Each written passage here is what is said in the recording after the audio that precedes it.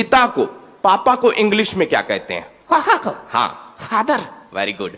Mummy को क्या कहते हैं? मदर। अरे वाह। चाचा को? चादर।